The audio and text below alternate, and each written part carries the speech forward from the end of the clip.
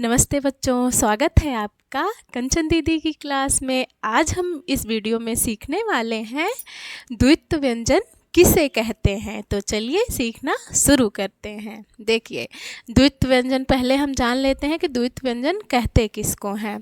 जब दो या दो सामान्य व्यंजनों का प्रयोग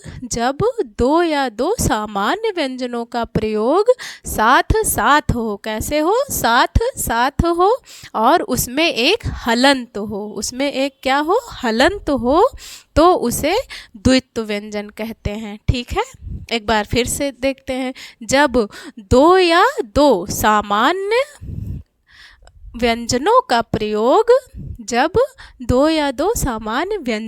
प्रयोग साथ साथ हो, कैसे हो, साथ साथ हो, और उसमें से एक हलंत हो, क्या हो, एक हलंत हो, तो उसे द्वित्व व्यंजन कहते हैं।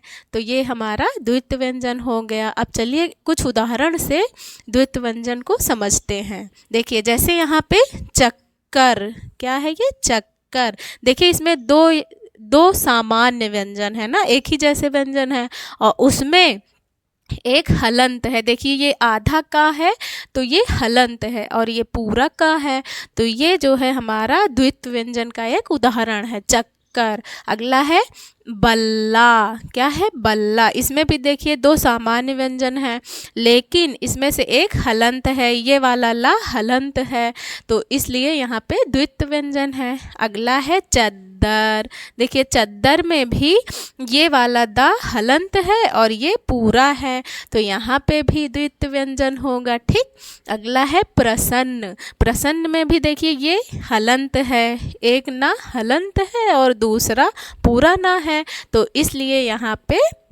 जो है द्वित्व व्यंजन होगा। ठीक, प्रसन्न में भी। अगला है रस्सी। देखिए, रस्सी में भी ये वाला सा आधा है यानी हलंत है, और ये पूरा सा है, तो ये रस्सी भी द्वित्व व्यंजन का एक उदाहरण हो गया। अगला है हल्ला। देखिए, हल्ला में भी ये देखिए आधा ला, ये हलंत है और ये पूरा ला है, सामान्य व्यंजन है ना, तो इसलिए यहाँ पे द्वित्व व्यंजन होगा। अगला है अम्मा। अम्मा में भी देखिए ये हलंत है और ये पूरा है, तो ये भी द्वित्व व्यंजन का एक उदाहरण हुआ। अगला है धक्का।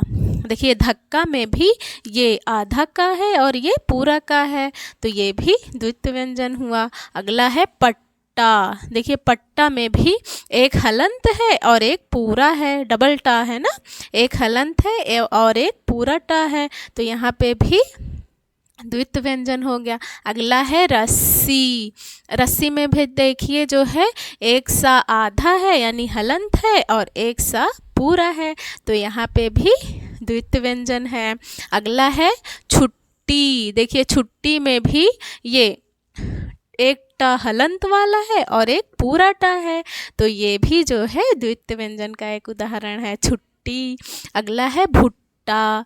देखिए, भुट्टा में भी ये एक टा हलंत वाला है और एक पूरा टा है, तो ये भी जो है द्वित्व व्यंजन का एक उदाहरण है। तो इससे ये समझ में आता है कि द्वित्व व्यंजन उसे कहते हैं जैसे दो सामान्य व्यंजनों में एक हलंत हो और दूसरा पूरा हो, तो वहाँ पे द्वित्व व्यंजन होता है। तो इसी के साथ हम अपना ये वीडियो यहीं पे समाप्त करते हैं।